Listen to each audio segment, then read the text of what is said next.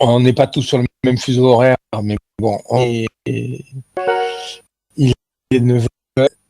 Donc, alors, visiblement, les gens qui n'ont pas entendu. Ah oui, alors.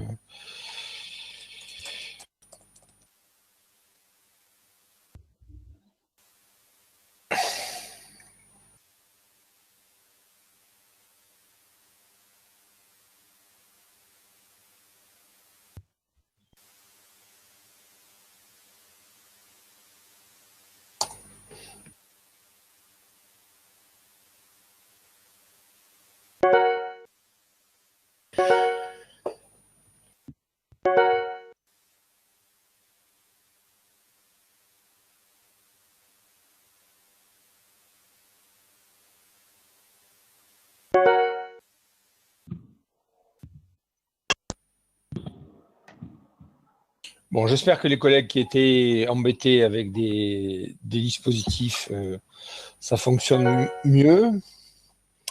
Alors, peut-être qu'on peut démarrer l'enregistrement, s'il te plaît. Et donc, je vous propose qu'on commence à travailler. Parfait, merci Valérie. Donc, l'idée de ce soir, c'est de faire un peu le point sur une posture de formateur. On va essayer de revenir un peu en arrière par rapport aux éléments qui avaient été mis en ligne l'année dernière, qui étaient, eux, peut-être un peu plus pointus, sachant qu'on essaiera de faire un bouclage avec une 4e visio de fait, celle-ci, les 2 qui sont enregistrées sur YouTube, et celle qui sera plutôt une synthèse de tout ce qu'on a vu. Donc, si cette idée vous va, on va démarrer sur cette question de la posture de formateur et globalement des attentes de l'épreuve d'admission, puisqu'en fait c'est bien ça, si on définit ce qu'est une posture de formateur, on définit globalement ce qui se passe lors d'une épreuve d'admission. Donc, voir ma barbe de Père Noël n'est pas d'un intérêt majeur et ça n'améliore en rien l'efficacité de l'entretien. Donc maintenant que je vous ai salué les uns et les autres et que vous avez peut-être mis une binette derrière le barbu qui vous parle, je coupe la visio. Voilà. On continue sans ça. Théoriquement, ça doit gagner un peu de fluidité. Donc, n'hésitez pas à intervenir, s'il vous plaît, par le biais du chat ou bien avec en ouvrant votre micro pour poser des questions et on y va tranquillement. Donc, petit rappel, tout le travail que je fais, je l'ai mis sous Creative Commons, c'est-à-dire que je considère que ce travail est un partage solidaire horizontal non marchand. Et donc, si vous réutilisez ça, soit parce que vous faites des formations, soit parce que vous le partagez avec des collègues, merci de rappeler que c'est dans ce cadre-là que ça se fait et qu'on n'est pas dans le cadre d'un échange marchand. Voilà.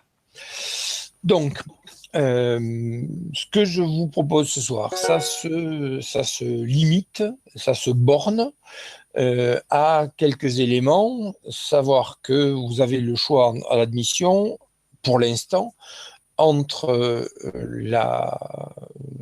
l'analyse de séance ou une animation d'un temps de formation. Sur le temps de formation, je n'ai pas le sentiment d'avoir des billes sérieuses à vous donner. Dans mon parcours, j'ai croisé des temps extrêmement directifs, très formateurs, d'autres qui étaient sous forme d'ateliers qui ne produisaient rien ou inversement. Je n'ai toujours pas compris exactement en quoi consistait l'épreuve. Ce qui me pose un problème d'ailleurs, parce que dans la refonte de CAFIPEM qui est annoncée, en tout cas dans les pistes qui avaient été proposées, il y avait entre autres la disparition de l'analyse du temps de classe au bénéfice de l'animation. Donc il y a un vrai enjeu là-dessus. Bon, toujours est-il que moi, ce que je vous propose, c'est de travailler sur la posture de formateur et de voir ce qui pourrait vous servir dans le cadre particulier de l'examen, en situation de classe et ensuite dans votre métier d'accompagnateur ou de formateur, dans la situation qui est globalement la plus fréquente quand on est conseiller pédago ou PEMF, c'est-à-dire quand on est en situation d'accompagnement dans la classe. Je refais un petit point ici, s'il vous plaît. Est-ce que je pourrais avoir... non, c'est pas ça. Est-ce que vous avez le son fonctionne convenablement? Je peux avoir un retour là rapidement, s'il vous plaît? Bon, ok, merci, parfait. Merci bien.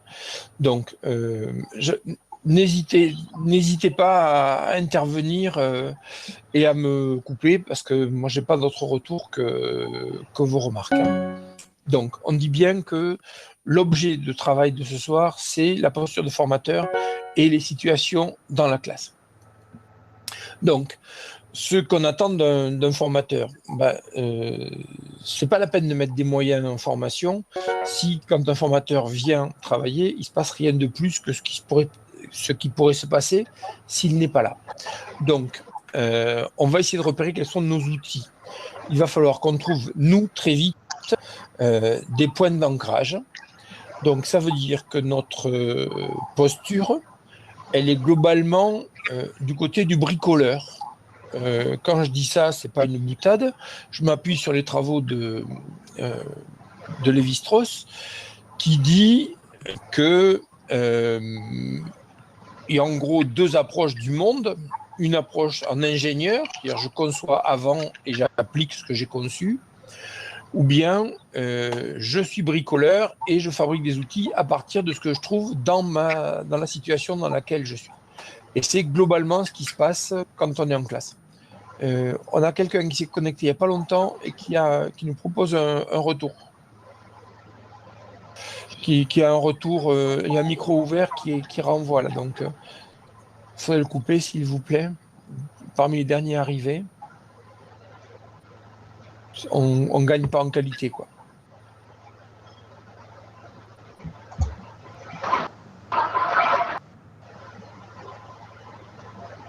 Non? Je ne sais pas qui on entend. D'accord. Bon. Alors, je reprends. Donc, visiblement, le son aurait été identifié. Là. Non, pourtant, il est coupé. Donc, c'est pas ça.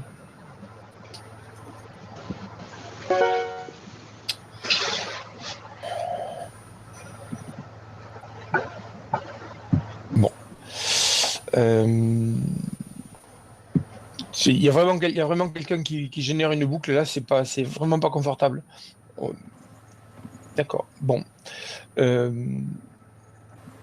J'avance quand même. Donc, l'idée, c'est que si on est un bricoleur, ça veut dire que dans la situation de classe qu'on voit, et c'est cette situation de classe-là qui va nous servir de point d'ancrage, qui va nous permettre de repérer sur quoi on travaille et qui va nous permettre d'avoir notre matière première. On a un deuxième enjeu qui est... pour couper, on coupe le micro à gauche. Il suffit de cliquer sur son micro et il se coupe. Là, je pense que c'est bon. Donc, on va avoir à jouer sur deux aspects. L'aspect rassuré, parce qu'en fait, on a affaire à des jeunes collègues, ou même pas jeunes, qui sont souvent en difficulté et qui ont peur de ce métier, ou qui ne comprennent pas ce qui leur arrive. Et en même temps, il va falloir déstabiliser pour que les gens arrivent à bouger un peu. Hiérarchiser, c'est là où on commence à avoir besoin de se poser, pas seulement en bricoleur, mais en ingénieur, c'est-à-dire qu'il va falloir qu'on soit capable, nous, de repérer, et ça c'est une des grosses attentes du jury, c'est à la question pourquoi est-ce que vous êtes entré par ce point-là, parce que ça me semble être le plus important et que vous sachiez poser pourquoi vous le percevez comme étant important et prioritaire dans la situation dans laquelle vous êtes en train de travailler. Et puis, l'avantage du face-à-face formateur, c'est qu'en fait, il va permettre de mettre des mots, donc d'entrer dans une réflexion ou bien d'approfondir une réflexion et faire bouger les choses. Donc à la fois on va réfléchir et on va essayer de faire bouger. Donc on va engager une évolution professionnelle. Ça, c'est vraiment les attentes basiques du jury. Si ça, vous ne les avez pas, c'est-à-dire si vous n'avez pas repéré, si vous n'êtes pas capable de dire dans la séance que je viens de voir, il me semble que je pouvais m'accrocher à ça. C'est 4-5 points. Si dans la partie je travaille avec le collègue, voilà, j'ai donné ces éléments-là pour stabiliser un peu, j'ai donné ces éléments-là pour le déstabiliser un peu. Troisième point, j'ai mis le focus, j'ai mis l'éclairage sur tel point parce que ça me semblait prioritaire. Puis voilà vers où je veux l'amener, vers où je veux le faire bouger. Si vous avez ces éléments-là, à mon avis, le temps d'admission est gagné à 90 minutes.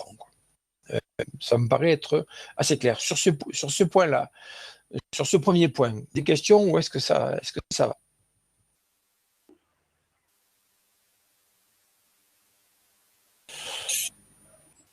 Donc, n'hésitez pas à le faire, n'hésitez pas à intervenir vocalement hein, si vous avez besoin. Bon. Si c'est clair, on continue. Qu'est-ce qui se passe là?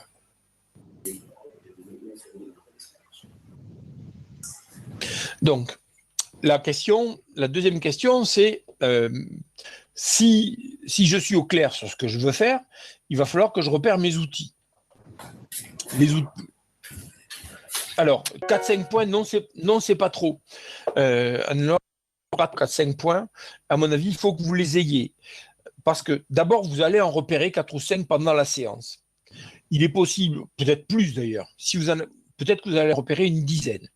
Sur la dizaine, il est important que tu hiérarchises, que tu en bloques 4 ou 5. Mais si tu commences la discussion sur un point qui te paraît être le point important, et que tu as affaire à un hérisson, ou que tu as affaire à quelqu'un qui soit un hérisson, soit un perroquet. C'est-à-dire un hérisson, c'est quelqu'un dont tu ne vas pas pouvoir t'approcher. Un perroquet, c'est quelqu'un qui va répéter ce que tu dis et qui ne va rien faire avancer. Donc, si c'est parce que le point que tu cherches à travailler est trop sensible. Donc, peut-être aussi que tu vas prévoir de travailler pendant une demi-heure sur un truc et qu'au bout de 5 minutes, les choses seront beaucoup plus claires que ce que tu crois. Donc, je reste à cette idée de au moins 4-5 points, pouvoir nommer en disant, voilà, il me semblait que je pouvais aller chercher le collègue sur ça et ça, et je suis rentré par ce point-là. Comme ça n'a pas mordu, j'ai plutôt travaillé sur le deuxième point ou le troisième. Non, c'est pas de la stratégie. Enfin, si, c'est une stratégie militaire, si on veut, j'en sais rien. Je sais, c'est que, en tout cas, on attend de vous, en termes de formation, que vous ayez construit quelque chose pour que l'entretien fonctionne, pour que l'entretien soit un entretien professionnalisant. Est-ce que cette précision vous va ?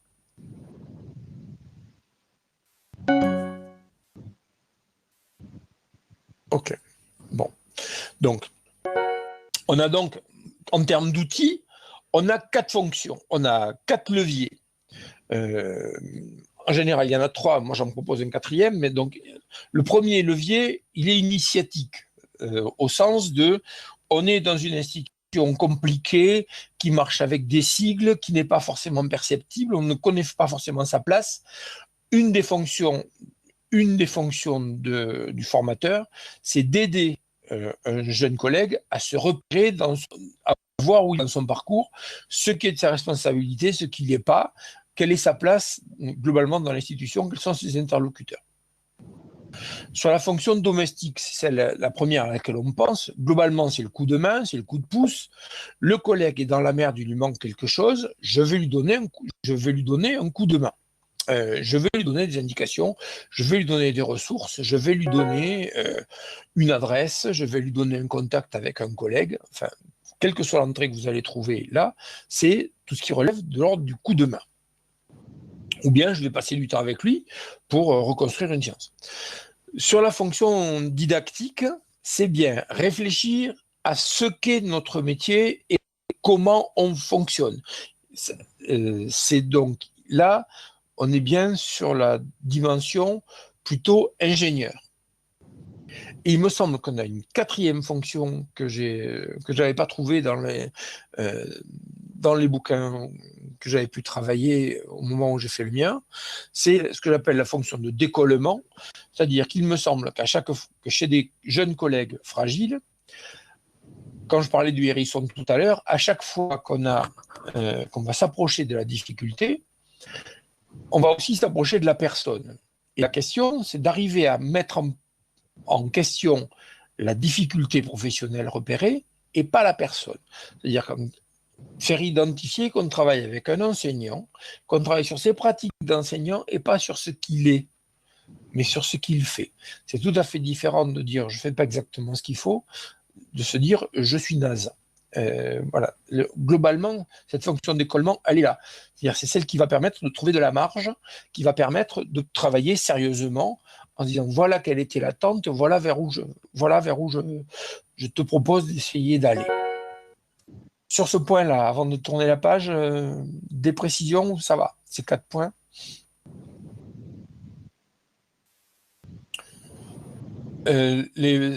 C'est plutôt oui, alors ça rejoint le principe de mise en confiance, sans doute. Et la question est que ce soit le plus difficile d'obtenir le décollement, c'est évident. C'est pour ça qu'il va falloir sans doute mettre en confiance, mais il va aussi falloir faire repérer les problématiques professionnelles. Ça revient à ce que je disais tout à l'heure sur rassurer, déstabiliser. Alors, on va avancer. J'ai bien vu ta question, Lucie, sur la question en termes de langage, comment on y arrive. Déjà, on va avoir, est-ce que nous, en tant que formateurs, on est capable de nommer ce qu'on attend? C'est-à-dire, au lieu d'en rester simplement à j'ai repéré que les consignes ne passent pas, si les consignes ne passent pas, comment ça se fait qu'elles ne passent pas? Est-ce que je vais pouvoir lui faire repérer, par exemple, dans la manière dont il dit les choses, ce qui fait obstacle à la compréhension? Est-ce que, par exemple, faire répéter une consigne, en termes de je redonne les mots, est-ce que ça va faire avancer?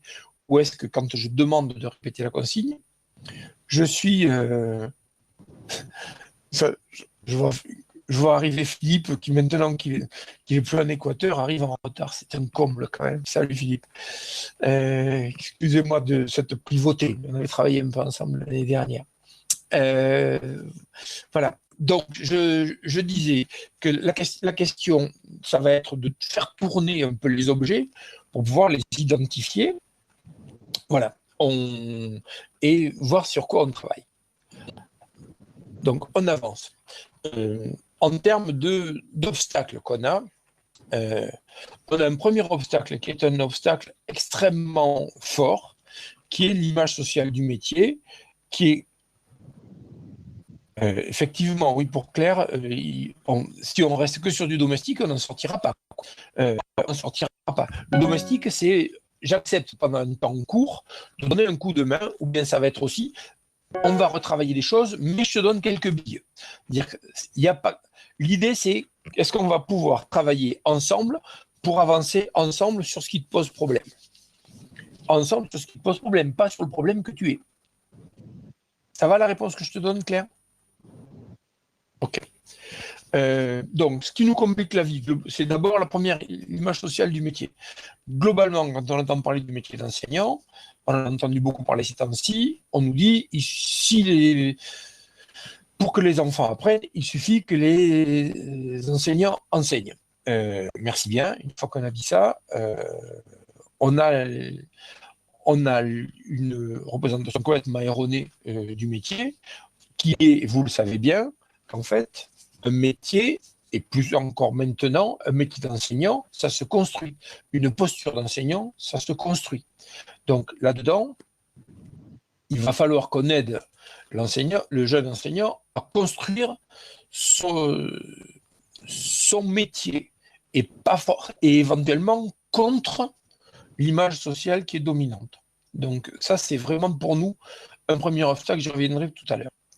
On a un deuxième problème.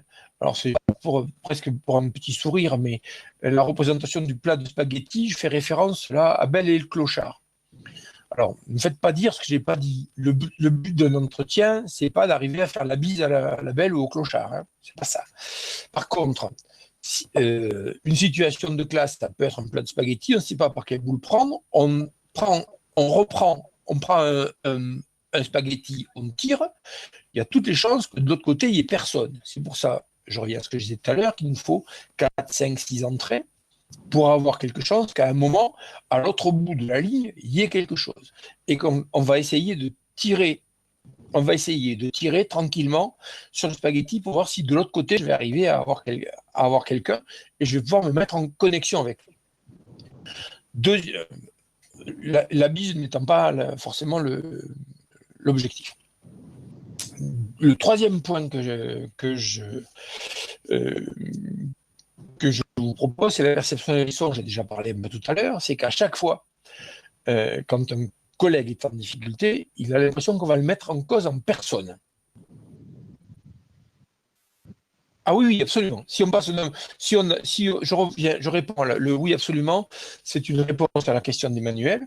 Donc si ça marche pas, si ça vient pas, j'ai que deux solutions. Ou bien on s'arrête. Elle dit maintenant on n'est plus dans un entretien. Je te fais une conférence sur la passation des consignes. Ou bien je signale au collègue que je souhaitais qu'on travaille sur les consignes, que visiblement on n'avance pas, qu'on le met de côté, qu'on passe à autre chose. Au fait, une fois que au-delà de la consigne, tu as remarqué, il y avait ce point-là, et ce point-là étant évidemment à préciser. Ça te va comme réponse, Emmanuel? C'est suffisant? Oui. Donc on passe effectivement au point suivant. La perception des hérissons, c'est bien cette espèce de défense qu'ont les jeunes enseignants, où ils se disent que de toute façon, on va leur rentrer dans le chou. On est perçu souvent comme étant des inspecteurs par rapport à la validation, on a une vision très infantilisante. Ça fait partie aussi de l'image sociale du métier. On a souvent une perception très infantilisante de notre métier.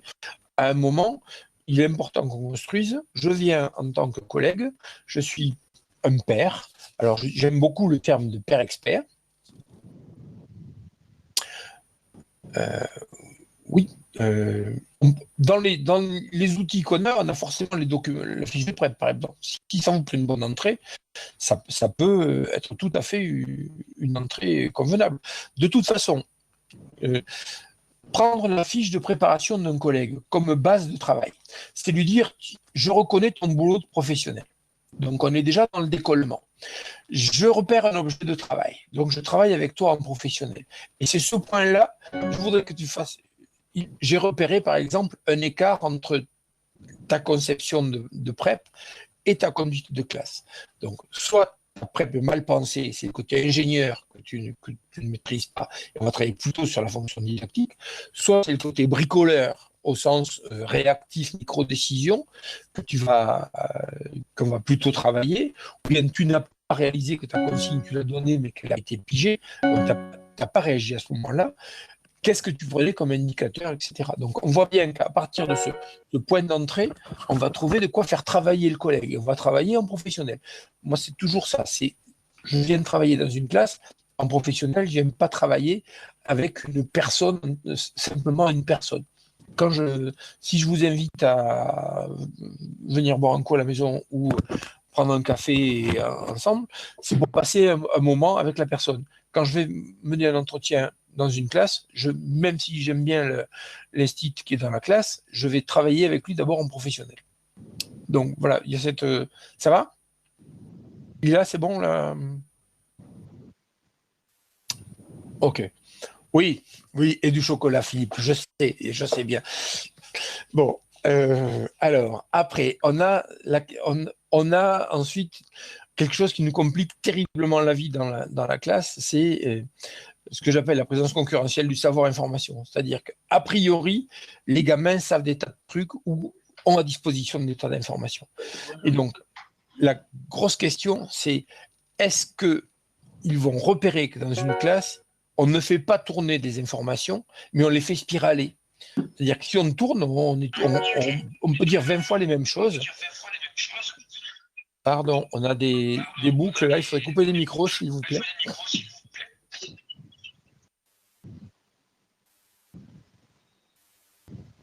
Voilà, je crois qu'on ne l'a pas là. Donc, je disais, il faut arriver à passer d'une espèce de boucle à une spirale. C'est-à-dire que si je travaille sur une information qui est plus ou moins présente, il faut que j'arrive à en faire un savoir, il faut que j'arrive à en faire des connaissances dans la classe. Donc, est-ce que dans la classe, il s'installe des choses et pas simplement il circule des choses? Est-ce qu'il se stabilise des savoirs?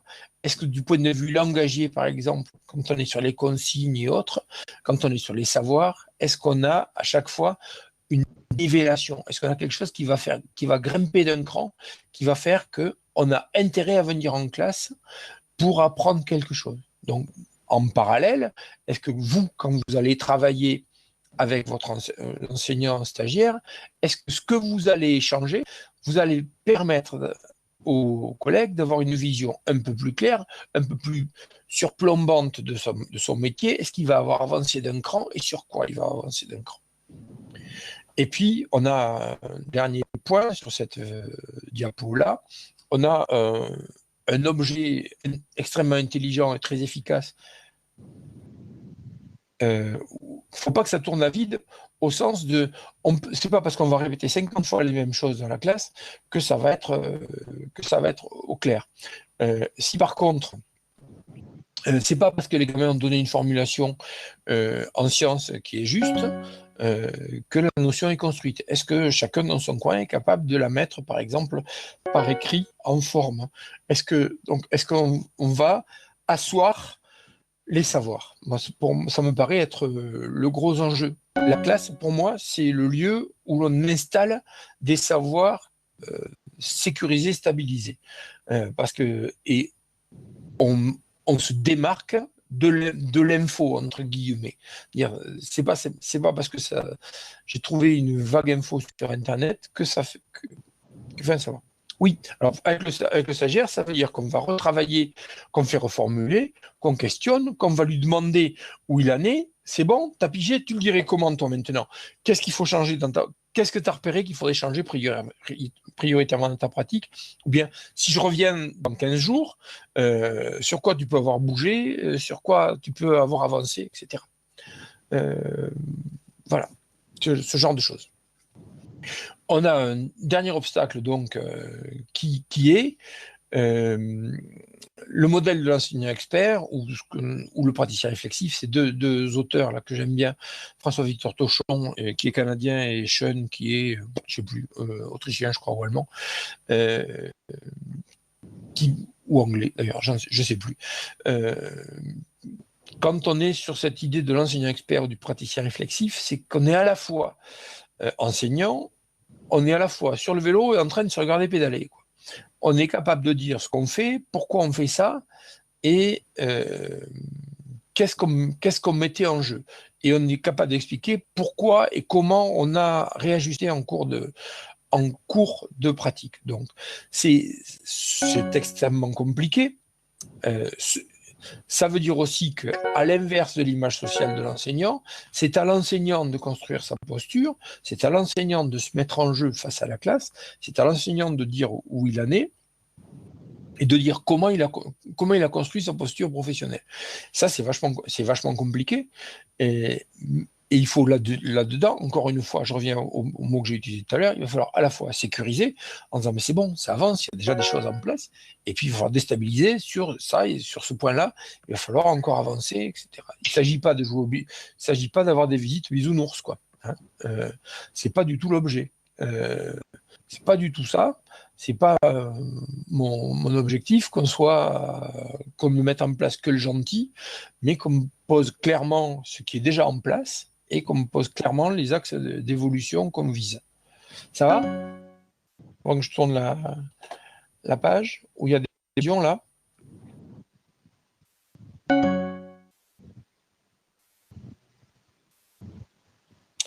Alors, bon, apparemment, je peux continuer. Ce qui nous complique terriblement les choses, c'est qu'en fait, on a besoin, si on considère qu'une classe, c'est pas simplement un institut qui vient, qui baigne du savoir que les gamins prennent ou prennent pas, et si on dit que c'est quelqu'un qui est capable de différencier, qui est capable de prendre en compte ce qui se passe dans la classe, etc., il va falloir qu'on analyse ça de manière systémique, c'est-à-dire qu'il va falloir qu'on soit capable d'identifier des éléments, mais en même temps de les repositionner dans le système global.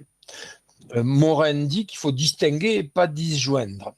C'est-à-dire que dans un millefeuille, par exemple, on sait bien qu'il y a la tarte au citron. Tiens, voilà, la tarte au citron. Vous remarquerez que je prends soin des images alimentaires.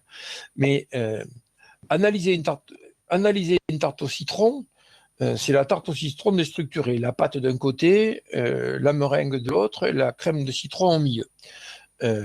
Et c'est à vous de remonter les différents éléments pour vous rappeler ce qu'est une tarte au citron. Quand vous mangez une tarte au citron, globalement, vous le faites de manière systémique. C'est-à-dire que quand elle est faite, vous dites, tiens, la croûte, elle est peut-être un tout petit peu trop cuite, ou bien c'est pas assez acide, ou bien c'est trop sucré, ou bien etc., etc. C'est-à-dire que vous repérez des choses, en même temps, vous avez une perception globale de ce qu'est votre la tarte au citron que vous êtes en train de manger.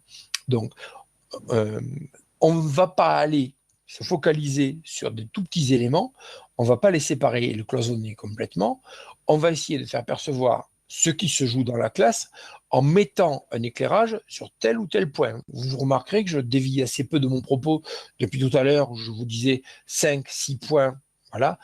J'éclaire plutôt ça dans la pratique. Sans doute qu'il y a eu des parasites, mais ces parasites, on ne va peut-être pas les prendre en compte pour en parler, mais je les ai repérés. Le gamin qui a pété les plombs à un moment, tu as sans doute posé un problème en termes de conduite de classe, mais pas forcément en termes de conception de ta séance. Bon. Donc, si on dit qu'il faut travailler en analyse systémique, forcément, il va falloir se fabriquer des outils. Donc, je vous en ai proposé un, celui qui vient après. J'en évoque un autre là rapidement, c'est ce que Dominique Bucheton appelle le simplex, c'est-à-dire qu'en gros, elle donne des directions d'observation, alors ce qui pourrait être la maîtrise de la classe, l'énergie, la circulation des savoirs. Enfin, si ça vous intéresse, allez voir de plus près. En tout cas, c'est cette même idée d'éclairer des points pour pouvoir rendre compte de ce que vous avez vécu, de ce que vous avez vu et de ce que vous avez vécu en commun avec le stagiaire. Une des clés d'un entretien, c'est qu'il faut qu'à un moment ou à un autre, vous ayez perçu que vous avez vécu les mêmes choses. Et quand vous avez réajusté vos perceptions, on peut penser que là, vous êtes sur la base d'un entretien professionnalisant. On va avoir à la fois, nous, à rester en tension entre ingénieurs et scolaires, c'est-à-dire qu'on vient dans la classe en tant qu'expert, donc on est censé avoir des choses dans notre valise, des choses intéressantes qui peuvent rendre service.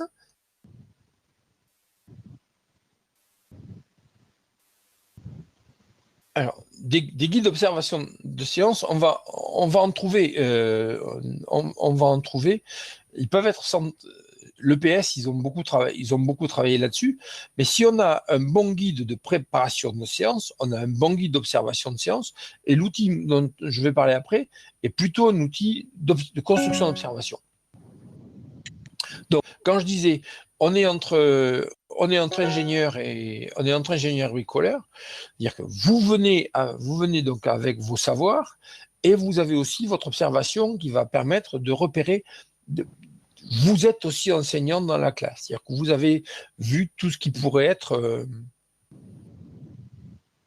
Il faut redescendre en termes de niveau car on m'a empêché trop exigeante. Oui, peut-être, oui. Enfin, alors. on va voir après, il y a deux, trois éléments qui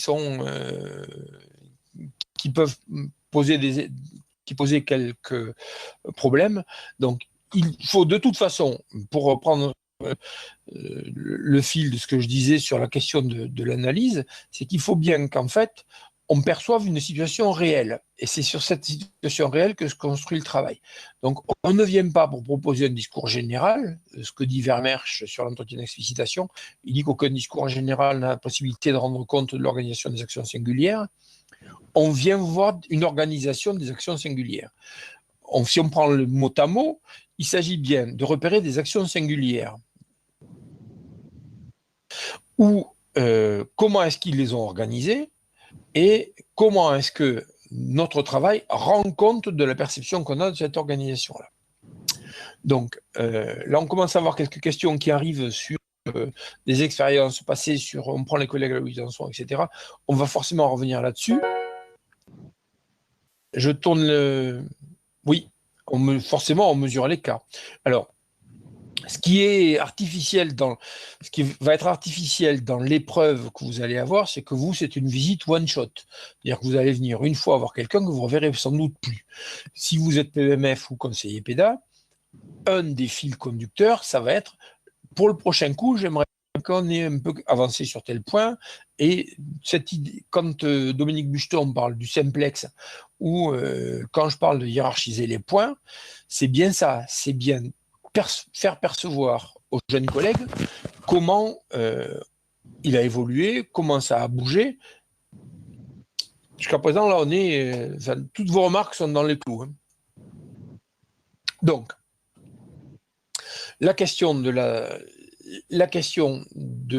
si je suis en situation de formation, ou plus particulièrement en situation d'examen, mais en tout cas dans la classe, je vais prendre des informations. Donc, j'observe, on va y revenir là-dessus, c'est la question de la collègue de Nouméa sur ce qu'il y a une grille d'observation. Des grilles, vous allez en trouver plein, mais qu'est-ce que vous allez en faire, quoi ? Qu'est-ce que vous allez en faire ? Si vous ne hiérarchisez pas, si vous ne faites pas ce travail, si vous ne prenez pas 3 minutes pour vous dire, bon, j'ai repéré d'abord dans le bazar de mes notes, j'ai une dizaine de points. Qu'est-ce qui est l'urgence ? Qu'est-ce qui est le plus important ? Et pour croiser avec ce qu'on a dit tout à l'heure, et on va y revenir avec... on reparlera de Patrick Robot tout à l'heure, mais Patrick Robot utilise le terme de ZPDP, c'est-à-dire zone proximale de développement professionnel, en écho avec la ZPD de Vygotsky. Ce qu'il dit, c'est que c'est pas, même si c'est très urgent, si c'est inatteignable pour le collègue, c'est même pas la peine d'essayer de le travailler. Là, il faudra faire du domestique, c'est-à-dire qu'il faudra donner des outils. La ZPDP, c'est Patrick Robot, Robot ROBO, qui a travaillé là-dessus. Oui, donc on est bien d'accord, Claire, là-dedans, qu'il n'y a que du coup, là, on n'est pas sur... on n'est plus sur la question de la chronologie. Je disais tout à l'heure, voilà, il y a un moment, il va falloir s'arrêter. Vous avez vos notes. Il est possible que l'os à ronger, le spaghetti intéressant, la tarte au citron intéressante, elle n'apparaisse que dans les 5 dernières minutes. Si je veux absolument reconstruire la chronologie de la séance, je ne vais pas y arriver. Il y a une image à laquelle moi je tiens beaucoup aussi. Vous aurez compris que je suis quelque peu visuel. C'est l'image de la fractale. C'est-à-dire, une fractale, vous avez forcément vu ça. Par exemple, si vous prenez un chou-fleur, une petite fleurette de chou-fleur, ça a la forme d'un chou-fleur. Mais c'est plus tout le chou-fleur. C'est un petit objet qu'on peut tenir dans les mains, tout petit. En général, il y a un temps de classe de 3 minutes, 4 minutes, qui porte en lui les objets de travail. Non, j'ai pas faim, j'ai pas faim. Mais j'aime manger, mais ça c'est autre chose. N'inquiétez pas. Mais je trouve que le chou-fleur, le chou romanesco, ça explique bien ce que ça explique bien ce que sont les fractales. C'est-à-dire qu'à partir d'un petit objet défini, je retrouve les mêmes propriétés que la situation globale et large.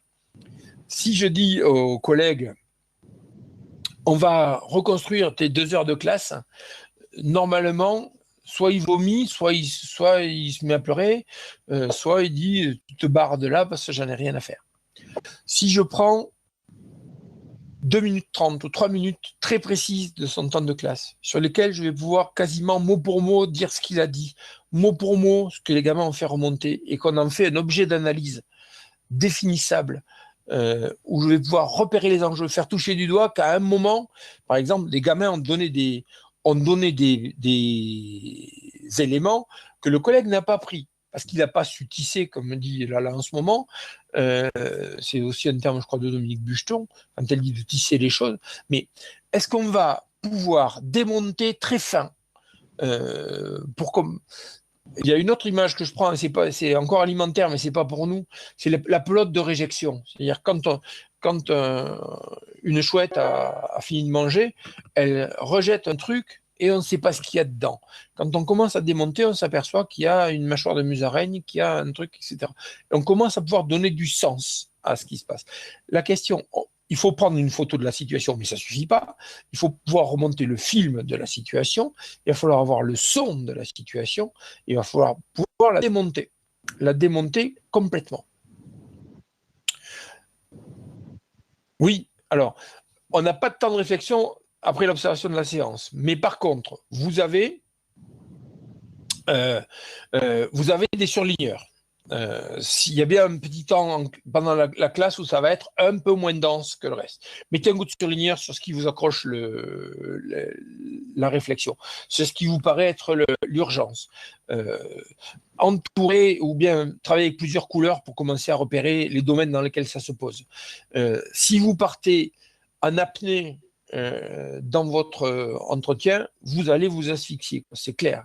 Il faut absolument que vous preniez, même pendant l'observation, c'est gênant dans le visuel, je trouve. Je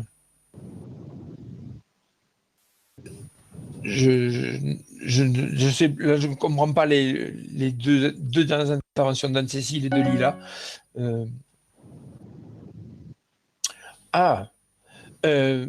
Pour le collègue qui voit qu'on est en train de travailler. Mais on est en train de travailler. Hein. On est en train de travailler. Pour ceux qui ont lu mon bouquin, qui ont travaillé dessus, quand je propose de travailler sur les petits papiers, les collègues, on écrit tout le temps. Hein. On écrit tout le temps. La seule question, c'est est-ce que je suis en train d'écrire le collègue qui travaille est un connard, ou bien ou est-ce que je suis en train d'écrire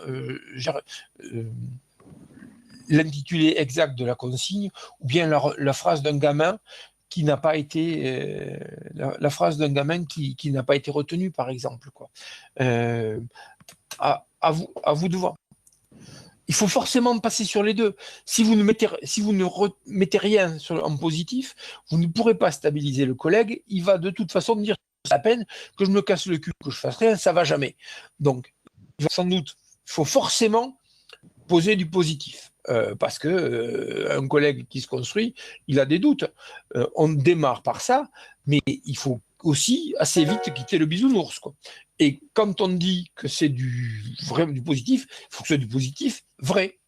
Et on n'est pas là pour raconter des cracks, quoi. On va essayer de faire avancer le collègue là-dessus.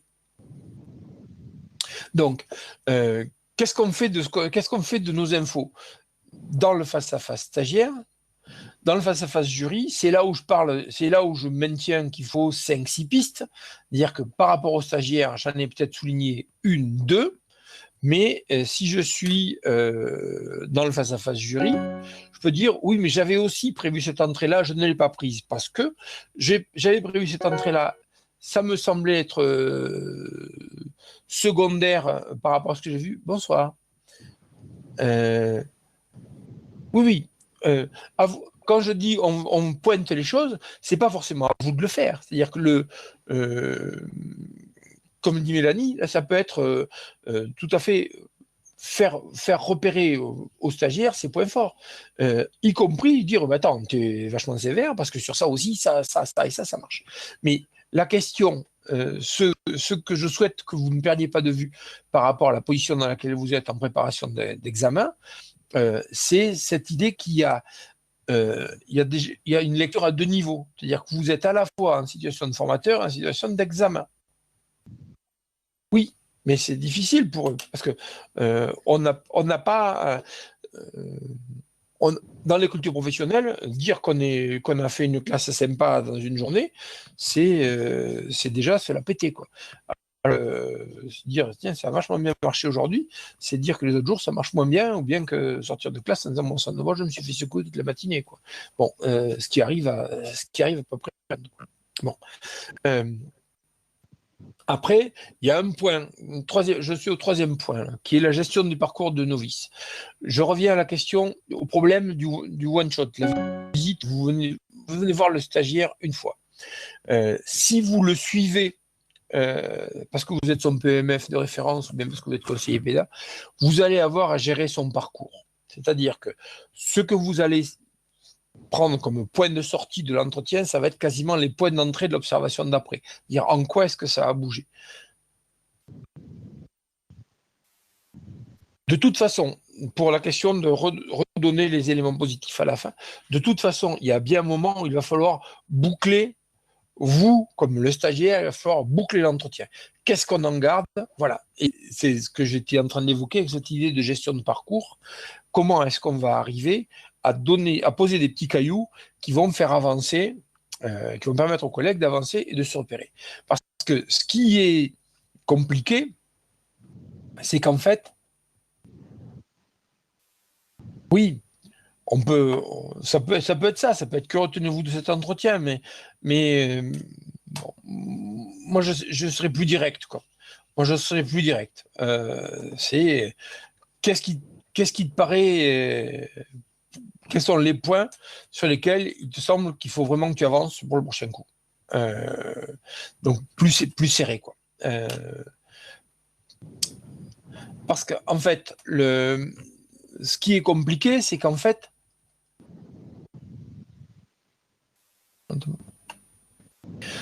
ce qui est compliqué, en fait, je n'ai pas de questions à l'oral, hein. Pour l'instant, moi, je ne fais que lire le mail, le chat, pardon.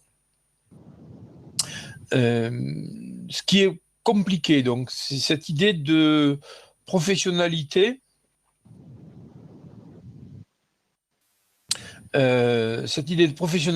C'est-à-dire, comme est derrière, c'est pas professionnalisme, professionnalisme, c'est fonctionner en lien avec les attentes institutionnelles.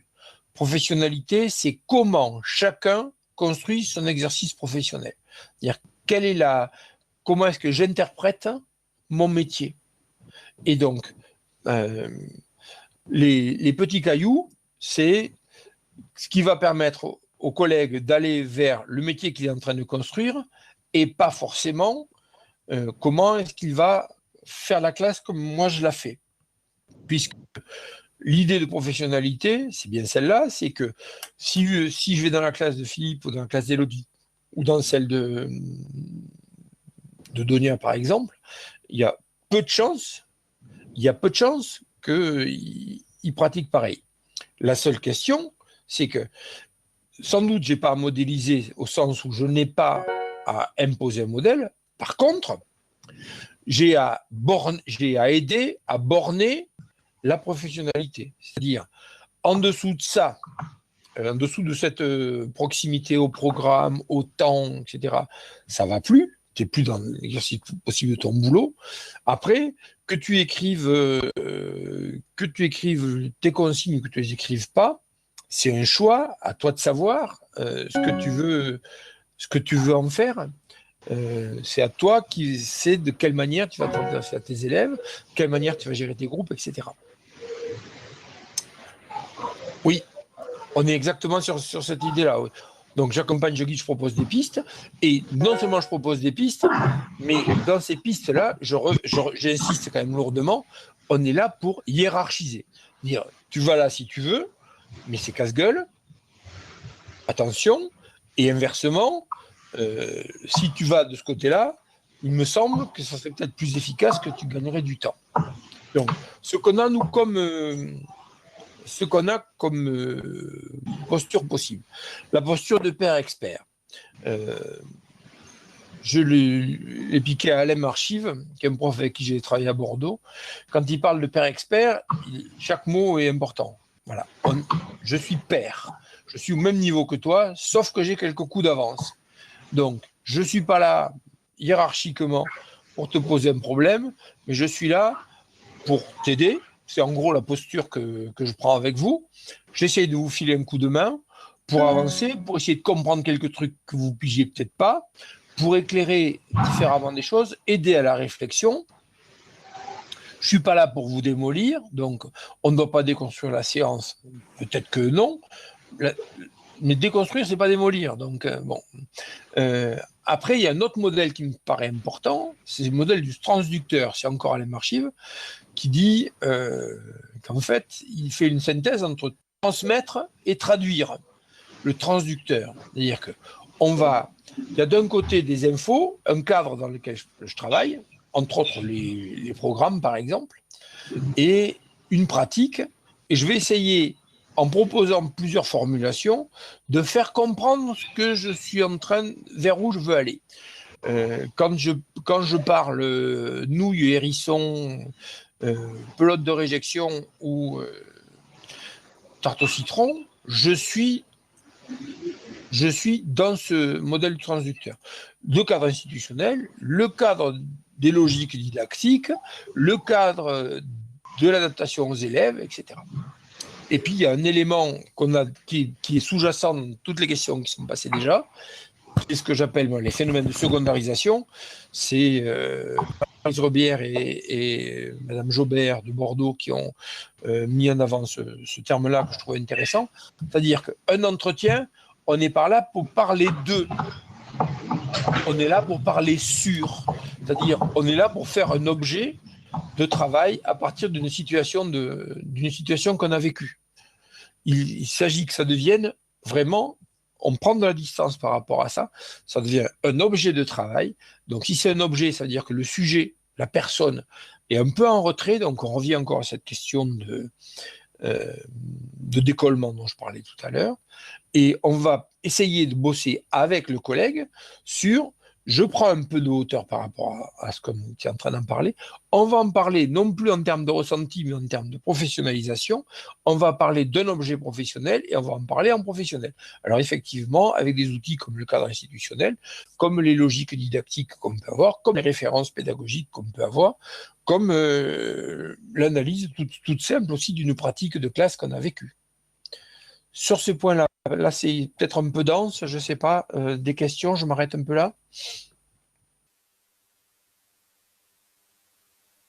N'hésitez pas à passer par le vocal hein, si ça vous va.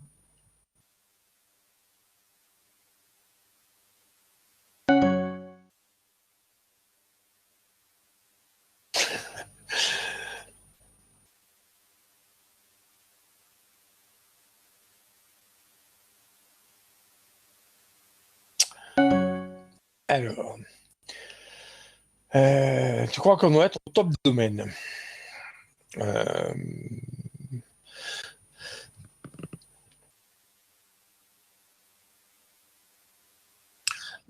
Alors,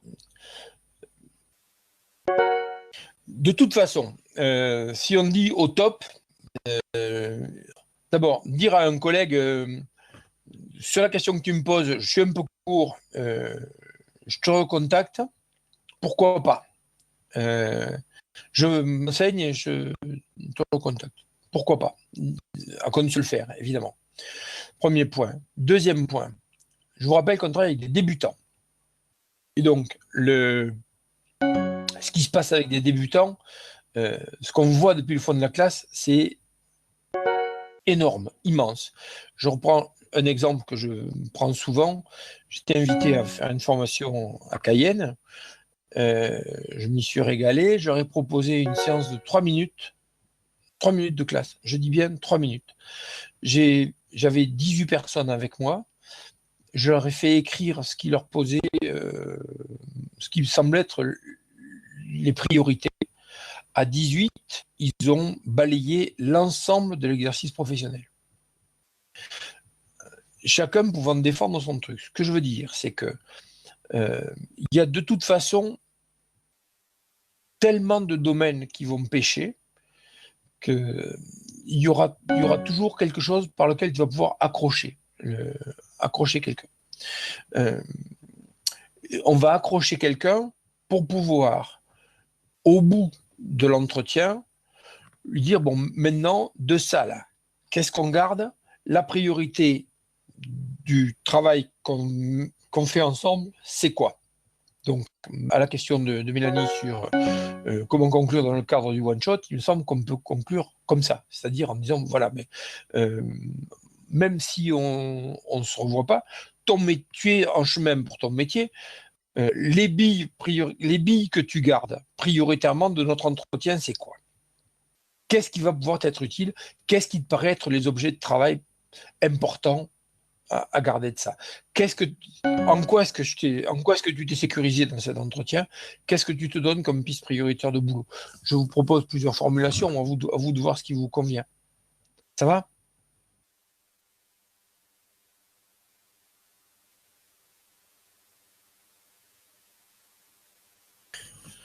Donc, je tourne la page.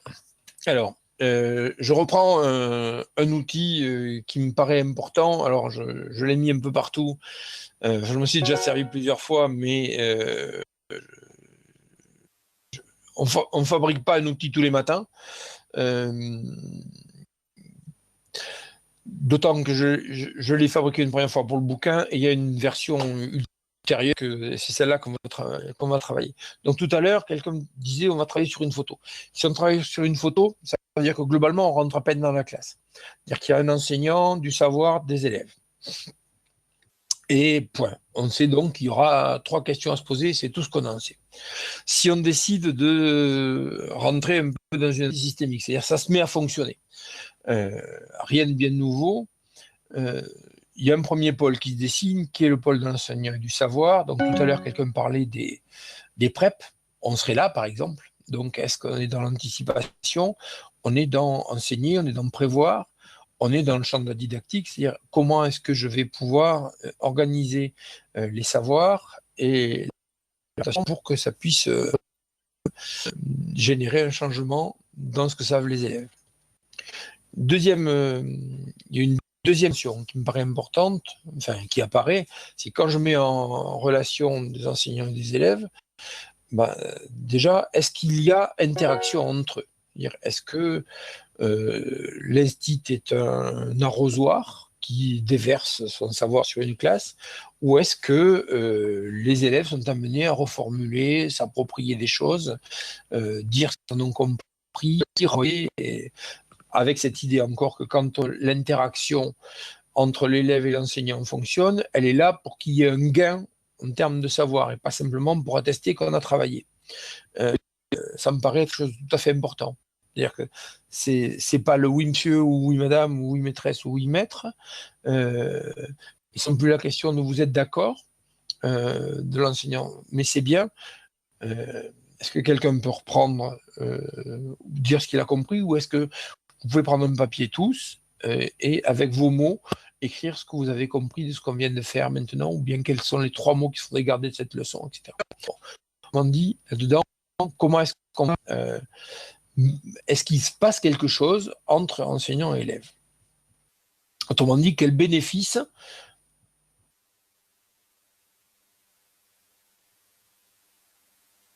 c'est bien. Alors, je pense que par exemple,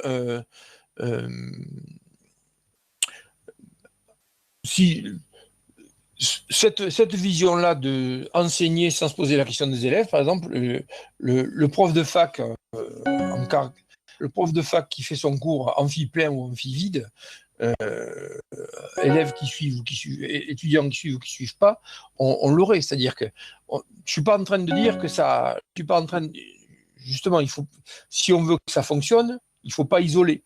C'est-à-dire que si on oublie le pôle élève on est effectivement dans un enseignement arrosoir. Si on oublie le pôle savoir, on est sur une espèce de centre aéré, éventuellement, ou un truc comme ça. Mais bon, enfin, je continue mon chemin. Je prends pas mal évidemment ce que vous avez dit. Et donc, aussi dans la classe, on va mettre à certains moments, est-ce qu'on va mettre à certains moments l'élève en lien avec le savoir, alors sous le regard de l'enseignant, ou bien avec des indications de l'enseignant, mais est-ce qu'à un moment, les gamins vont avoir à se coltiner des savoirs? Est-ce qu'ils vont avoir à mobiliser des savoirs qu'ils connaissaient déjà? Est-ce qu'ils vont apprendre? Est-ce qu'ils vont avoir à renforcer, à dire, à synthétiser, etc., etc.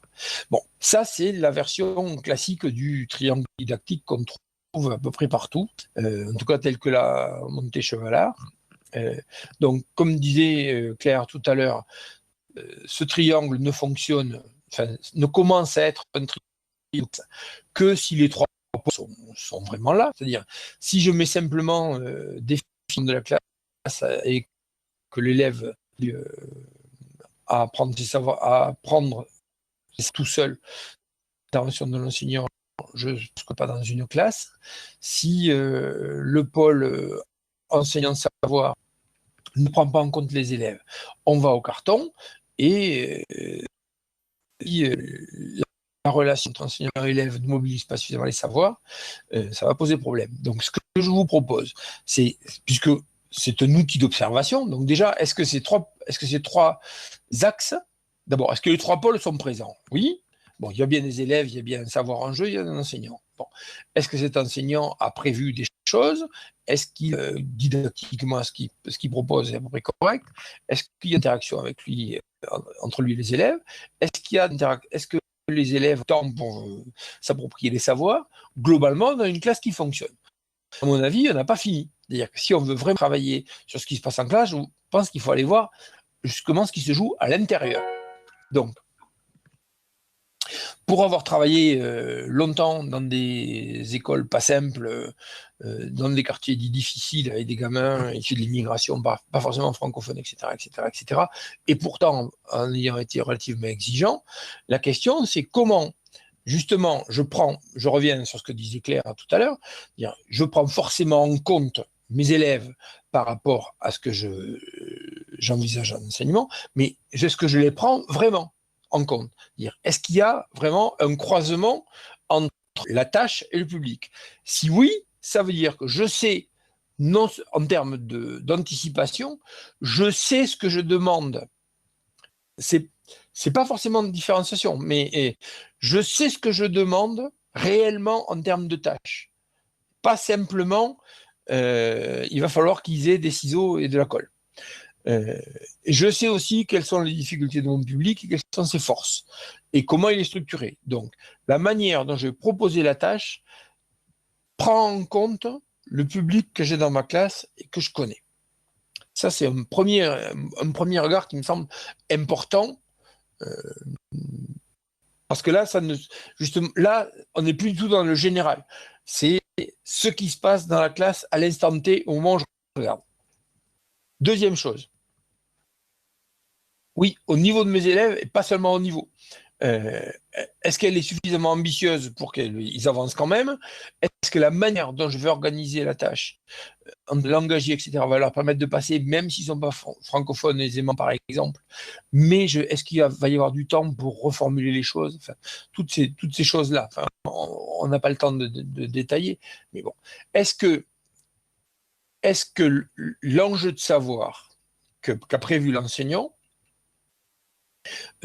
est-ce qu'il est clair dans son esprit, et est-ce que la façon dont il va le proposer aux élèves va pouvoir être recevable? C'est-à-dire, est-ce qu'il a pensé, est-ce que son idée est pensable pédagogiquement dans la classe? Autrement dit, est-ce que la situation qu'il avait pensée peut être, les élèves peuvent se l'approprier? Donc, deuxième angle de regard sur la situation du maintenant, quoi. Ici et maintenant.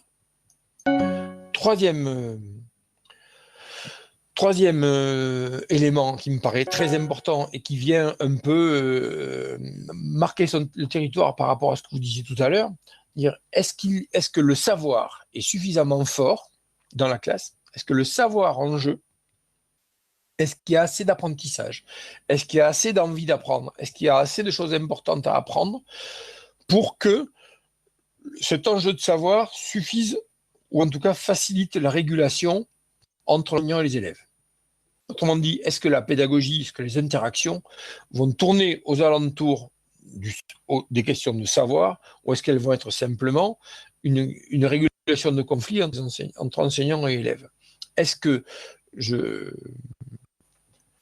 si je passe des plombes à parler d'un truc extrêmement simple, où les enfants n'apprennent rien, ou ne voient pas vers où on va, je ne vois pas pourquoi, à un moment, il me ferait confiance. Voilà. Donc, souvent, effectivement, dans les classes où le maître dit « je ne comprends pas », il y avait beaucoup de bruit, et en face, plutôt que de dire « mais qu'est-ce que tu as fait pour qu'ils se taisent ?» c'est qu'est-ce qu'ils avaient à apprendre, qu'est-ce qu'il y avait à apprendre, qu'est-ce qui pouvait donner envie de se taire et d'apprendre. Bon, alors, si on le prend comme ça, c'est extrêmement dur, hein. C'est extrêmement dur. Quand on est sur le ZPD, on est plutôt sur croisement de tâches publiques. Donc, est-ce que là-dedans, est-ce que la différenciation, moi je la mettrais plutôt dans cet angle-là, c'est-à-dire est-ce que tous les gamins vont trouver leur compte là-dedans? Ben, la place de la motivation, c'est le croisement des trois. Si j'ai dû savoir un peu,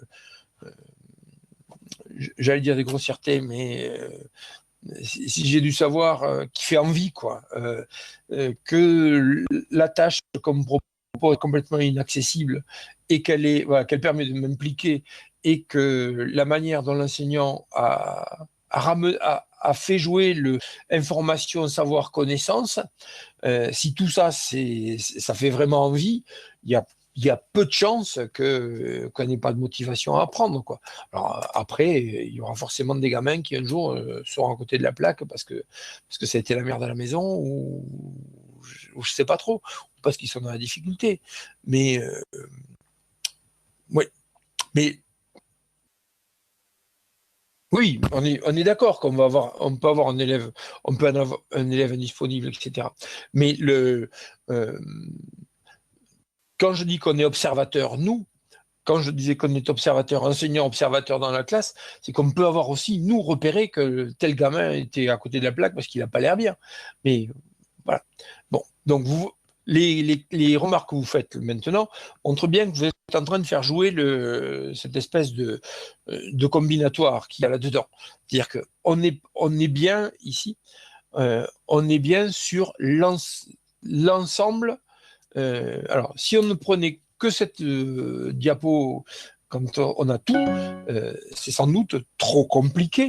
Donc, notre partie, ça va être notre jeu, ça va être de reculer un peu là-dedans. Par exemple, la question du croisement de tâches publiques. Dire quelle est vraiment, Nathalie, comme vient de le dire Nathalie, quelle était vraiment la tâche que tu proposais, qu'est-ce qu'elle recouvre vraiment, qu'est-ce qu'il fallait vraiment savoir faire pour faire ce que tu proposes, et tu travailles, comment tu définirais les élèves avec lesquels tu travailles, quels sont les obstacles que tu as dans ta classe, les outils, qui pouvaient prendre, qui ne pouvaient pas prendre ce que tu as proposé, etc. Donc, on va démonter éventuellement la situation, peut-être jusque-là, mais si on reste à l'intérieur de la situation et qu'on arrive à l'apercevoir globalement, ça peut être intéressant, quoi. Alors, l'éternelle question de la tâche et de l'activité, selon les auteurs, on n'est pas tous d'accord, mais moi, ce qui me semble important, c'est est-ce que le collègue qui propose un boulot sait exactement ce qu'il faut que les gamins mobilisent pour pouvoir faire ce travail-là? C'est-à-dire qu'à un moment, est-ce que ce que je leur demande, c'est, pour reprendre un exemple fameux, en maternelle, est-ce que je leur demande de découper des lettres et de les coller sur une feuille, ou est-ce que je leur demande de découper des lettres et avec ces lettres de reformer le mot lundi?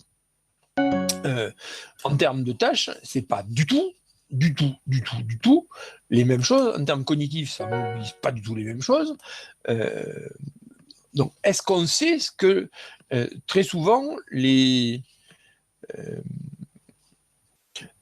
très souvent les collègues qui oui, est-ce que je leur donne les lettres prédécoupées pour gagner du temps? Enfin voilà, parce que je me mobilise sur la tâche qui est plutôt une tâche de lecture-écriture. Donc souvent, on va avoir des jeunes collègues qui vont proposer une tâche en disant j'ai le sentiment que c'est facile, que c'était pas compliqué. Quand on leur fait décortiquer la tâche, qu'est-ce qu'il y a réellement derrière en termes de besoins pour réaliser la tâche, ils se rendent compte que c'est souvent compliqué. Donc ce qui apparemment était interrogé sur la flèche. En fait, je sais pas si vous voyez quand je la vois. Vous voyez ma souris ou pas? Non, bon, d'accord, donc je me casse la lunette pour rien. D'accord, c'est non, j'ai compris. Bon, si vous prenez du côté élève, par exemple, si vous prenez la question du croisement de tâches publiques, euh, si vous prenez la question du croisement de tâches publiques, vous allez vous rendre compte qu'en fait, vous allez renvoyer le collègue à ce qui est en face. Ça paraît logique. Vous allez le renvoyer au champ d'anticipation, vous allez le renvoyer à sa préparation globalement, quoi. C'est bien à ce moment-là qu'il faut qu'on se pose la question de quelle est la tâche réelle. Donc, à vous de savoir si vous allez focaliser l'attention du collègue plutôt sur le pôle savoir, plutôt sur le pôle élève, plutôt sur le pôle enseignant, plutôt sur la PrEP, plutôt sur la conduite de la classe, plutôt sur est-ce que je fous là quand même pour qu'ils aient le temps de bosser, est-ce qu'il y a assez d'enjeux de savoir. Enfin, vous voyez, il me semble que ce triangle est une grille d'analyse. En tout cas, c'est une grille d'analyse. Intellectuellement, pour vous, c'est une grille d'analyse. Après, que vous la preniez en termes de euh, savoir, élève, enseignant, ça devient 3 colonnes. Analyse de tâches, enjeu de savoir, transposition didactique, que vous le preniez sur préparation, etc. Peu importe. Ce que je veux dire, c'est que, comme on le pointait tout à l'heure, si je me dis simplement élève, savoir, enseignant, je ne vais pas rentrer dans le travail. Si je ne pose la question que de enseigner enseignant savoir, si je ne me pose pas la question des élèves avec lesquels je travaille, forcément, je vais au cas. Et donc voilà, c'est voilà. L'année dernière, oui. Alors je ne sais plus quel est son nom, mais enfin là, utilisé l'année dernière, on avait travaillé à partir de ce triangle, on l'avait décortiqué pour. Enfin, autour du boulot qu'on a fait, il y a des ressources, allez les chercher, partagez vous voulez. Voilà, je ne sais pas mieux vous dire. En tout cas, si je ne suis pas en train de vous dire c'est la solution. En tout cas, si vous avez ça en tête, il y a peu de chances que vous ratiez des trucs. Ça peut être une grille d'interprétation de la situation. Après, il vous faudra forcément quelque chose pour organiser vos notes. Et ça, c'est pas fait pour ça. Ça va?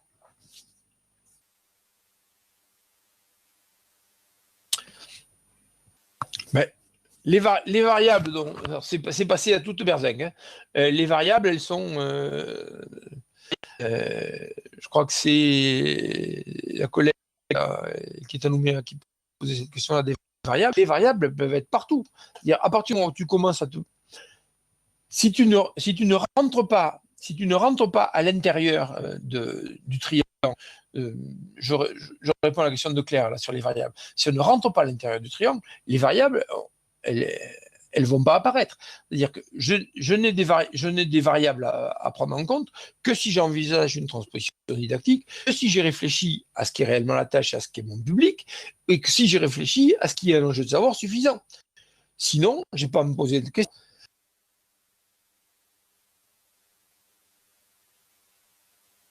J'ai pas à me poser de questions sur les variables, puisque de toute façon, si je rentre pas dans ce, je fais une classe par principe. Donc, c'est des choses qu'on va trouver, des exercices tout faits, des choses comme ça, et qui ne prendront pas en compte ce qui se passe dans la classe ici et maintenant. Je reviens encore à ce que le travail de formation qu'on fait avec eux, il est forcément partir du ici et maintenant, ce qu'on a vécu, pour aller vers une généralisation, une construction professionnelle. Je peux avancer?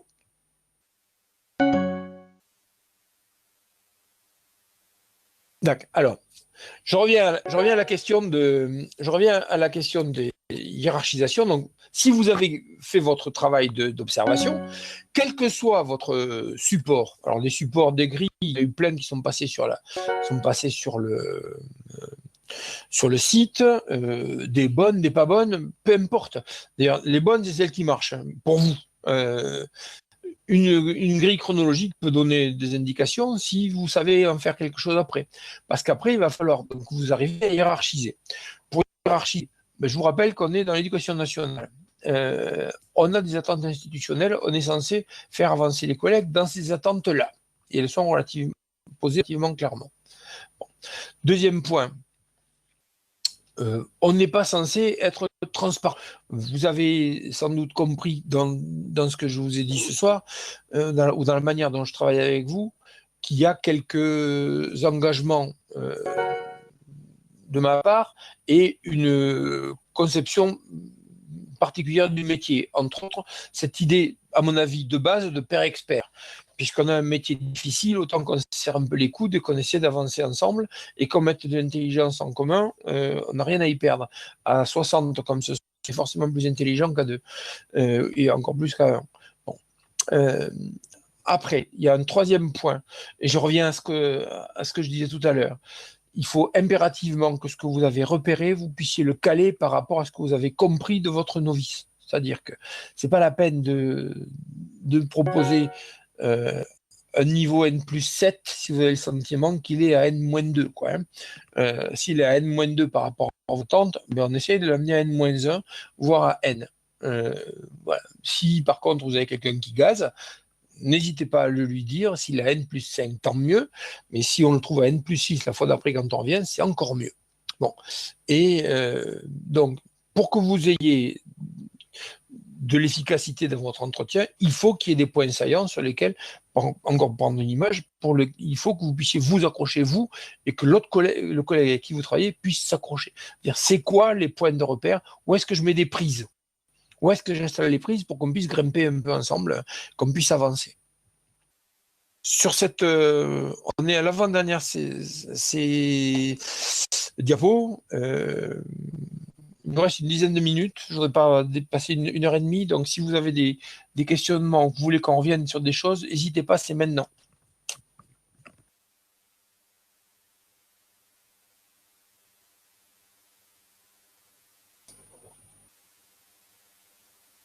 Bon, donc je continue. Pour l'instant, je continue. Donc, la question, encore une fois, d'accrocher. Et il faut faire accrocher une situation partagée. C'est-à-dire, là, je joue sur faire d'écrire et d'écrire. Il est important que vous récupériez la vision du stagiaire de ce qui s'est passé, que vous puissiez vous lui décrire et que vous ayez des traces. Quand je dis des traces, quand vous avez je reviens à mon image du petit bouquet de chou-fleur de tout à l'heure, quand vous avez le sentiment qu'il y a 2-3 minutes qui sont en train d'être des temps un peu clés ou qui pourraient basculer, notez tout, écrivez les mots qui se disent et les consignes précises, etc., de façon à ce qu'on ne travaille pas sur un ressenti comme ça, au feeling. Ça peut être une parole d'élève, bien sûr. Parole d'élève, parole d'enseignant, un retour non entendu, une routine de questionnement du maître. Par exemple, les enseignants qui me posent la question est-ce que vous êtes d'accord que pour avoir le oui ou bien qui nous posent une question genre tu es sûr qu'à chaque fois que c'est faux. Donc en fait, font le travail de validation presque à leur insu.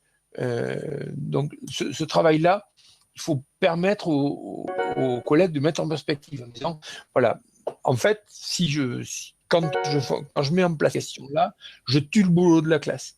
Il n'y a plus rien à faire, puisque tant que le maître n'a pas dit est-ce que tu es sûr, c'est qu'on ajuste. Ou bien quand il dit vous êtes d'accord, c'est qu'il faut dire oui. Bon. Donc, ça, c'est des choses qui vont pouvoir permettre de mesurer des choses à faire. Et puis, on va aussi avoir des écarts entre les attendus et ce qui s'est passé, et on va essayer de les analyser avec nos outils. Donc, vous voyez bien c'est toujours cette histoire de naviguer entre bricoleurs et ingénieurs. et on se positionne forcément par là. Donc, on a pour nous une piste prioritaire. Il faut que vous puissiez la défendre face au jury, il faut que vous puissiez la défendre face aux stagiaires. Et sous le coude, il y a 1, 2 ou 3 pistes en réserve pour le cas où on n'arrive pas à avancer avec le jeune collègue, ou bien pour le cas où le jury demande un peu à aller un peu plus loin dans l'entretien. Bon, voilà, voilà à peu près le tour que je voulais faire avec vous ce soir. J'en ai à peu près terminé. Oui, alors, sur la question de Ruben, oui, absolument, il faut partir d'un fait précis. Il faut que la situation... Alors, plus c'est compliqué, plus il faut partir de faits précis. Parce que, bon, si c'est... il y a souvent des affichages au tableau, il y a des affichages au mur, des traces taillées, des brouillons, des choses comme ça. Ça, c'est tangible, quoi. Il faut qu'on ait une matière. Je reviens à la question de la secondarisation. Il faut qu'on puisse avancer. Il faut qu'on puisse avancer pour ce qui a été dit, qu'on a un projet de travail. Alors, c'est souvent intéressant. Ouais. Oui. Alors après, je vous invite quand même à poser la question en examen. Avant l'examen, demandez si on vous autorise à vous lever pendant la classe. Il y a des jurys qui ne le laissent pas faire, donc autant que vous posiez la question. Mais c'est vrai que avoir le retour du gamin, ok, non, mais ça c'est, on va trouver autant de règles que de pratiques. Hein. Donc,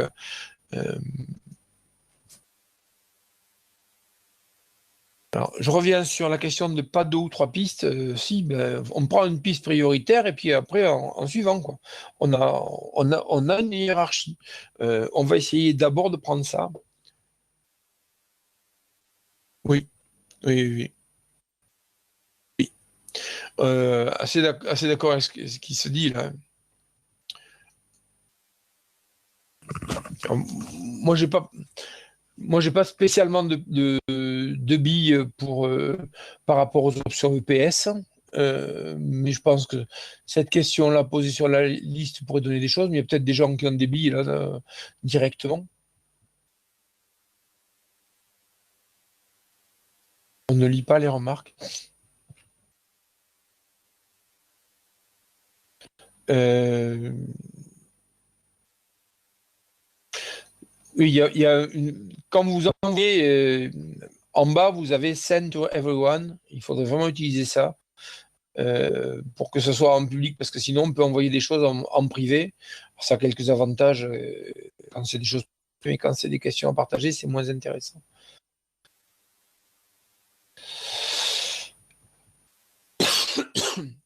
Pardon. J'ai essayé de couper 3-4 fois les micros pour pas trop tousser dans les oreilles. Bon, moi je reviens à ce que je disais, je suis à peu près au bout. Il y a deux visios qui sont deux visios de l'année dernière, une qui est plutôt sur la préparation d'entretien, l'autre qui est plutôt sur le geste professionnel. Et donc l'idée c'est qu'éventuellement on se retrouve. Comment ça, pas d'entretien jury? Je comprends pas.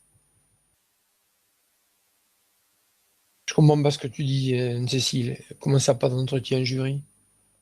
C'est-à-dire que tu fais ta. Et vous faites votre visite et vous sortez, c'est ça? Vous faites votre entretien et vous sortez? Ben oui, mais enfin, bon, c'est pas le texte. Hein. C'est pas que c'est pas juste, c'est que c'est pas le texte.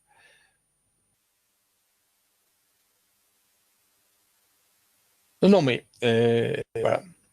Après, je sais pas. Je veux bien me poser 2 secondes. Je veux bien me poser 2 secondes ma casquette de père expert et prendre celle du syndicaliste, mais quelqu'un qui est collé et quelqu'un qui se fait coller et qui n'a pas et pour lequel l'entretien ne s'est pas passé, je ne vois pas comment au tribunal administratif ça passe. Hein. Là. Autant je trouve que les disparités du genre il y a 2 minutes ou 5 minutes pour souffler entre l'observation, etc. Ah oui, oui, oui.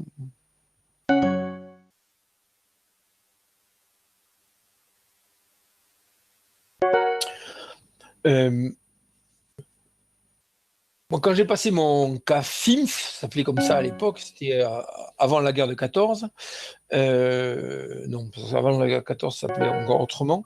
Mais quand j'ai passé mon CAFIMF, moi, j'ai commencé par remercier la collègue d'accepter de se servir de cobaye, lui dire qu'on était de toute façon dans une situation artificielle parce que je déboulais là-dedans et que derrière moi il y avait 5 pingouins qui seraient normalement pas dans la classe, mais que pour autant on allait essayer d'en faire un temps utile pour elle.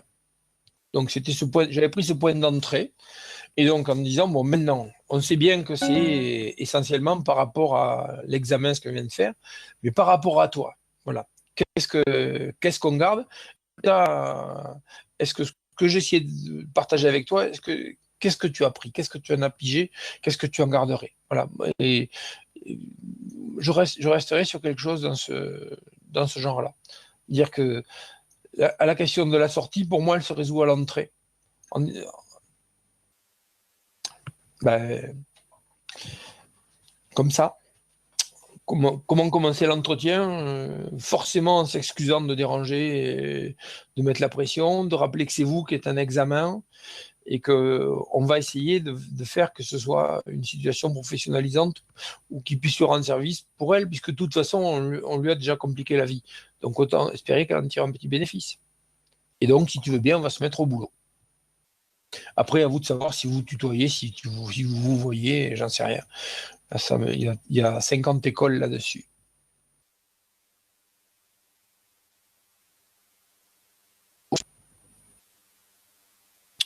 Je sais. Alors, sur la question particulière de ce qui se passe dans les Bouches-du-Rhône, ça m'étonne que M. Guichard laisse prendre autant de marge par rapport au texte. Il a été en Dordogne, c'est pas quelqu'un qui aime beaucoup les écarts à la règle. Mais bon, de toute façon, euh, il y a, enfin, j'ai essayé de vous donner moi, des billes par rapport à l'entretien, qui est le premier temps. Euh, et après, il y a cette transposition face jury, quoi. Je ne sais pas vous pousser plus loin. D'autres éléments, d'autres questions? À mon avis, on va pas tarder à avoir beaucoup de gens qui vont nous quitter.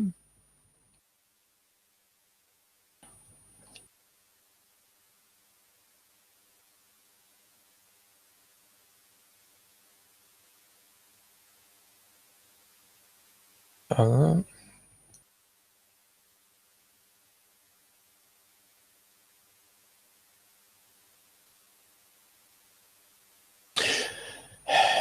Alors, euh,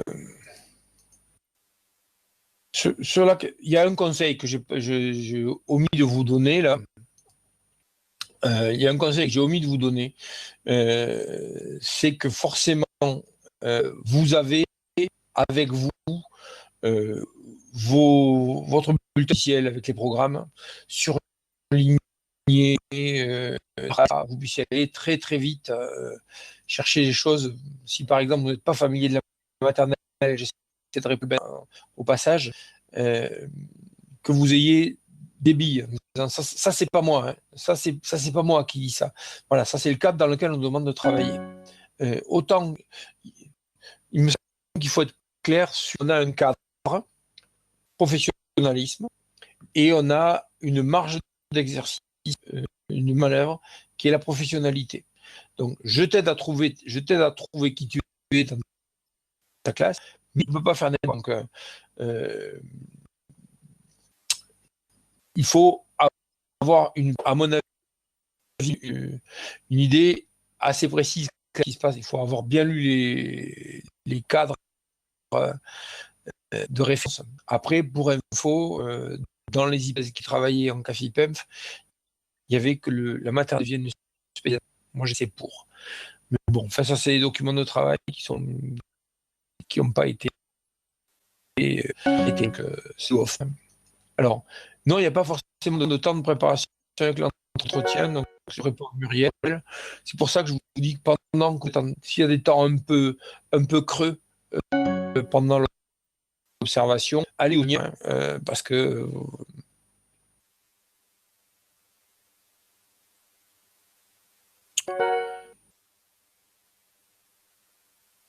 oui, j'ai bien compris là, que dans le 13, il y a un problème. Sur la question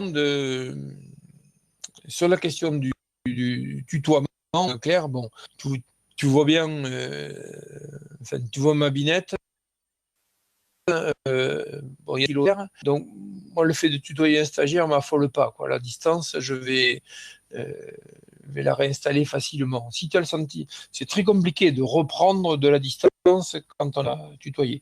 Si tu as le sentiment que tu te mets un peu en danger en tutoyant, garde-le vous, ça pose aucun problème. Ça pose aucun problème. Moi, je pense il vaut il vaut peut-être mieux garder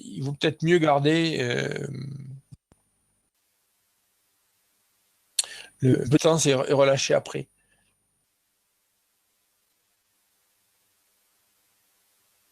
Pour répondre à Lucie là, sur la question de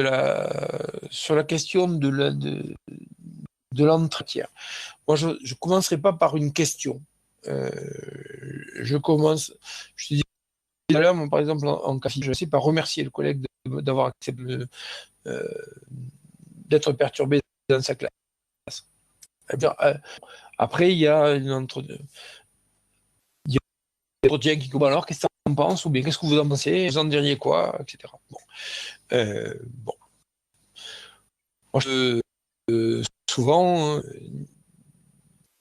enfin, rassurer assez rapidement, sûr, mais ça se passe quand même plutôt mal. Enfin, j'ai eu une classe qui, enfin, des choses comme ça me paraît être possible. Bon, si tu veux aller dire, je continue à répondre à Lucie. Si tu veux aller directement à attaquer le hérisson. On revient à la première diapo, c'est-à-dire que si tu rentres directement, au fait, on va aller parler de la consigne que tu as donnée pour lancer ton travail de science. Là, tu dois avoir oh putain qui note sur le front du collègue. Enfin, ça va être compliqué, quoi. Donc, on va y aller. Je suggère d'y aller relativement tranquillement. Essaye de faire défiler. Ça, bon. Il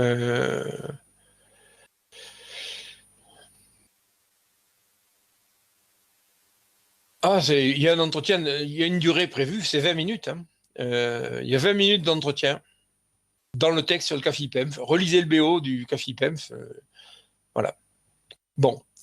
Euh, par quoi commençons face au jury? C'est eux qui lancent. C'est simple. C'est eux qui lancent. Quand je dis on tue le boulot, c'est-à-dire que tu empêches le travail de se faire. Quoi. Quand tu, par exemple, alors je pense que tu arrivé en privé, mais ça fait rien. Que tu dis, j'ai dit tout à l'heure que par exemple, l'enseignant avec ses questions à tour, est-ce que d'accord pour obtenir oui et poser tu es sûr quand la réponse est non. Le boulot, pour là, elle est parfaitement construite. Alors, si vous voulez savoir un peu à quoi je fais allusion, on est dans ce qu'on appelle les effets topaz, c'est-à-dire, vous savez, donc, il tue le boulot, puisqu'il donne la réponse dans la question. Voilà, c'est ce genre de que je dis.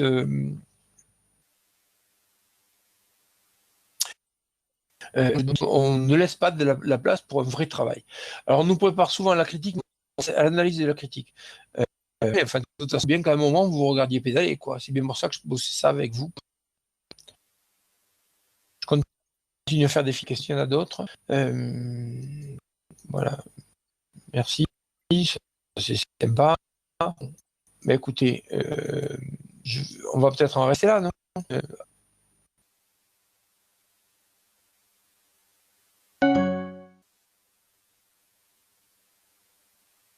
Oui, il faut que vous ayez une notion du temps. Bon, voilà. Oui, il faut une montre, oui. Il faut impérativement une montre. Faites-vous confiance, quoi. Bon. Après, je continue à penser qu'effectivement, si vous êtes gêné par la trop grande intimité et un tutoiement, euh, euh, voilà. Euh, Gardez-le vous. De toute façon, c'est jamais une grossièreté. Écoutez, de bonnes vacances pour ceux qui sont en vacances. Bon courage. À bientôt. Donc, si ça vous fait besoin, n'hésitez pas. Et puis, voilà, à vos dispositions. Au revoir, merci.